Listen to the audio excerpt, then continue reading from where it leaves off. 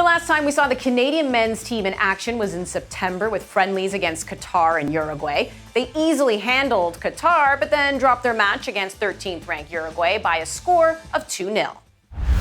Joining me now is the gentleman who called that game, Canada versus Uruguay, and also former Canadian international, Jimmy Brennan. Jimmy, pleased to have you on the show, and I do want to talk about that Uruguay game because I was there and I had a chance to speak to a lot of the Canadians after the fact.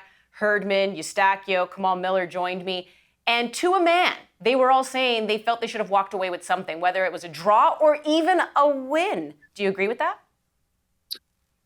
I do. I thought their performance was absolutely brilliant. And I thought you got to see the real strengths of the Canadian national team, just how attack-minded they are. They know their strengths is in the attack, and they were winning the balls in great areas. I thought the Canadians were on the front foot for the majority of the match. And I think when they walked away, they had more possession, more opportunities on goal, I think 7 chances inside the box. So they created the chances. So I could see them absolutely coming off the pitch disappointed because I don't think the score line reflected the play.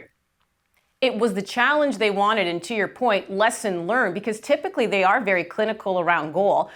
Davies being one of them. And one of the questions I even had going into that game, Jimmy, was we know Davies is a world-class player as a left back. He's proven that with Bayern Munich and what he's been able to accomplish. His trophy case is full. I wanted to see if he could be world-class as a forward against tough competition. How did you think he looked? I thought he looked very, very good. And you could see, I mean, look, any defender in the world is terrified of his pace and just how quick he is and agile and mobile he is, especially in and around the box. He wants to drive at players. He wants to get in behind. He's got great delivery. He's got a great shot. I'm a firm believer that good players can play in any position.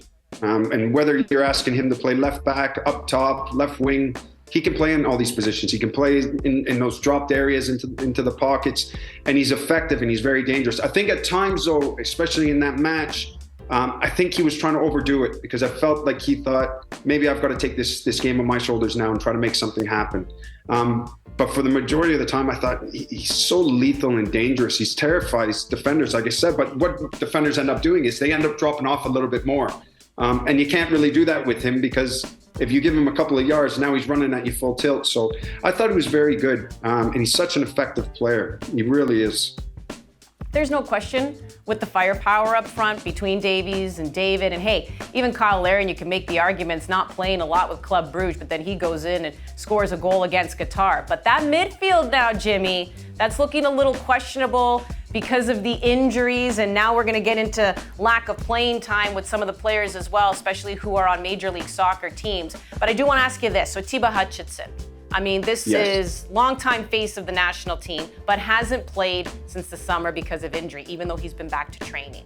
Are you starting him in Qatar? I think it's a difficult question, right? He hasn't been there for a while. Is he going to be in Qatar? 100%. He has to be in that squad.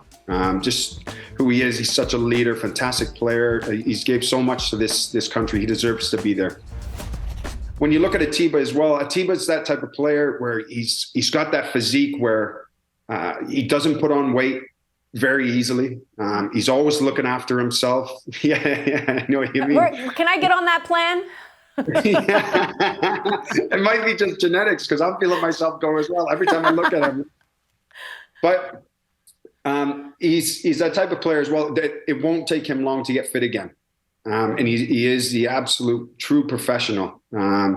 And I can see him getting himself ready to be called upon if needed. And if he has to start, there's no doubt in my mind after the camp, he'll be ready to play. Absolutely, he will be.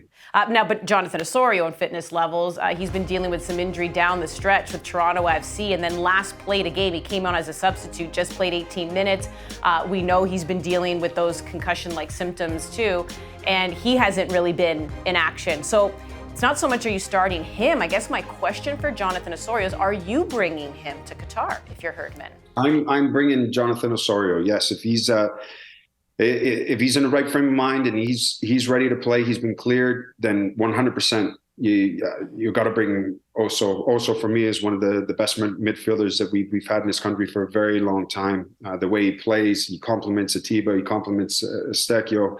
And we need those type of players that are very comfortable in possession and comfortable in tight areas, and that aren't afraid to make something happen. Jimmy, there's so much excitement around this team going to the World Cup. We've given them their flowers from start to finish of World Cup qualifying. And I preface that only because I know I'm going to ask a question right now that's a little wah-wah, but it's also reality, right? I just finished saying you've got these players who have been injured and who haven't played. Now you have MLS players on all three Canadian teams who are not playing. Toronto, Vancouver didn't make the playoffs. CF Montreal just got eliminated. As a coach, put your manager cap on. How concerned are you when it comes to that type of match fitness when a lot of the players who start on your team are MLS players and they're no longer playing? 100%. If I'm John Herdman, I'm looking at the three Canadian teams throughout that season, praying that they're all getting into the playoffs. And Montreal as well. I'm sure John Herdman would be praying again that they keep going further and further and further to keep their levels up and get as many games and matches under their belts. But it is a difficult situation for them. Look, there's no player there that's going to take their foot off the pedal and coast right now. Because every professional footballer's dream is to get to a World Cup and play in a World Cup. So the national team will have a plan in place, but I'm sure on the side, those players will be out running every day, be in the gym every single day to keep themselves going because they want to be a part of this squad that's going to this World Cup. And we are looking forward to it, and we appreciate you joining the show, Jimmy. Always great knowledge to hear from you. Thank you so much for having me.